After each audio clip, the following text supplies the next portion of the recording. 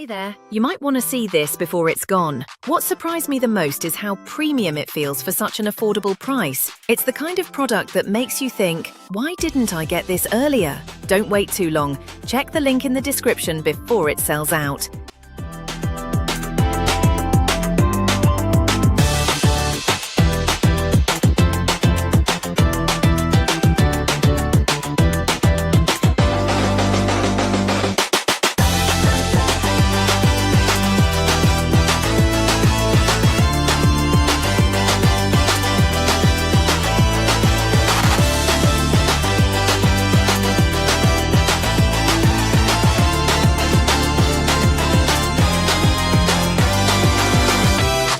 Hey there, you might want to see this before it's gone. What surprised me the most is how